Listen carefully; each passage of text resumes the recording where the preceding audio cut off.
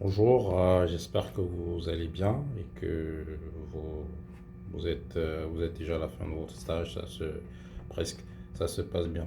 Je tenais à m'excuser aujourd'hui parce que je ne serai pas présent, j'ai un empêchement.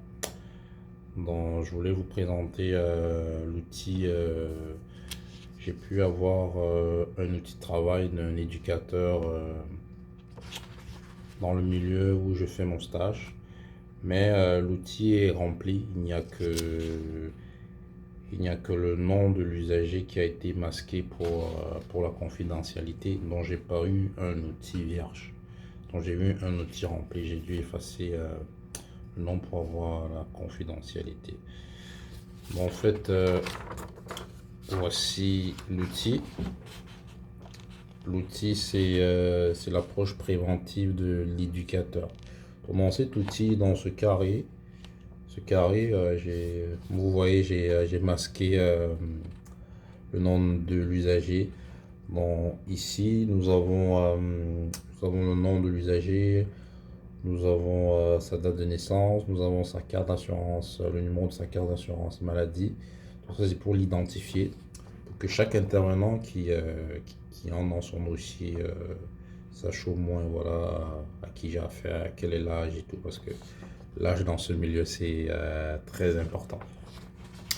Donc l'outil s'appelle approche préventive éducateur. Approche préventive d'éducateur, c'est quoi? Comme vous voyez ici, par exemple, si agitation verbale et physique. Là où je fais mon stage, c'est beaucoup de personnes avec des troubles graves de comportement. Donc vous voyez ici, on écrit un peu les manifestations par rapport à ces agitations verbales et physiques. Qu'est-ce qui se passe, par exemple?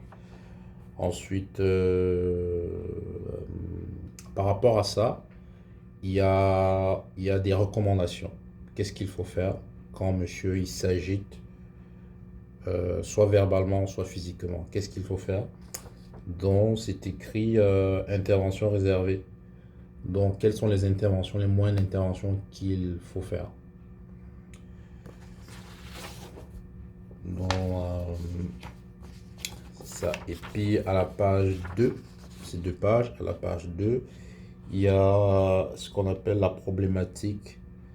La problématique, un peu, ça décrit un peu quel est le réel problème de monsieur.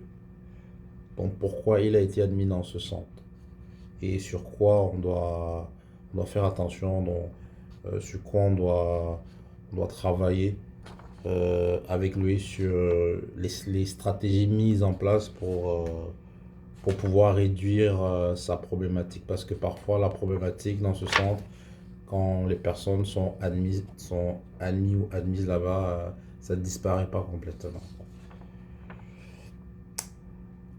Donc, on a la problématique, on a l'objectif, et puis les moyens, les approches adaptées à la personnalité de la personne. Voilà, bon, c'est tout. C'est tout. Oh, c'était pas long, c'est cet outil que j'ai pu avoir. Donc, je vous remercie de votre écoute. Sur ce, je vous souhaite, lâchez pas, je vous souhaite beaucoup de courage pour la suite de vos stages qui est presque terminé, pardon, pour la suite de vos stages qui sont presque terminés. Ok, merci, bonne journée, bye.